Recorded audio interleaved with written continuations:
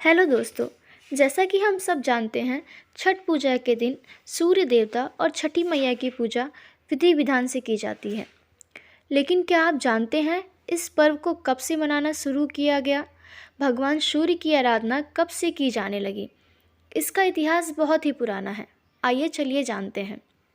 पौराणिक मान्यताओं के मुताबिक छठ पूजा को सतयुग से जोड़ा जाता है। ऐसी कई कथाएं हैं जिसमें राजा प्रियव्रत, भगवान राम, पांडवों के अलावा दानवीर कर्ण की भी कहानी का जिक्र मिलता है। तो चलिए छठ के शुभ अवसर पर इन कहानियों के बारे में जानते हैं। एक पौराणिक मान्यताओं के मुताबिक राजा प्रियव्रत निसंतान थे और इस वजह से वे बहुत परेशान थे। इस समस्या को लेकर उन्होंने महर्षि कश्यप से बात की।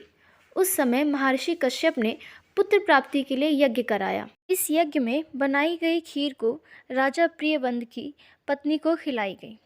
उसके बाद उनके यहाँ एक पुत्र का जन्म हुआ, लेकिन उनका भाग्य तो देखिए, वह पुत्र भी मृत पैदा हुआ। इस वियोग में राजा ने भी अपने प्राण त्याग दिया।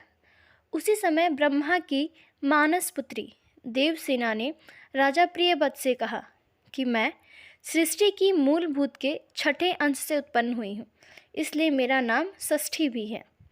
अगर तुम मेरी पूजा करो और लोगों में मेरा प्रचार करो तो तुम्हें पुत्र की प्राप्ति होगी। उसके बाद राजा ने षष्ठी के दिन विधि विधान से पूजा पाठ किया। उसके बाद से उनके यहाँ पुत्र प्राप्त हुआ और इन्हीं षष्ठी माता को हम छठी मैया भी कहते हैं।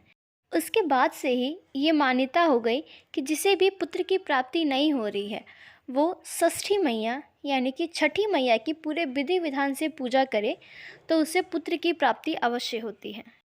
पुराणों की माने तो छठी मैया और सूर्य देव को भाई और बहन का दर्जा दिया जाता है। इसीलिए जब कभी छठ महापर्व पड़ता है तो सूर्य देव को अर्घ अवश्य दिया जाता है। जय छठी मैया।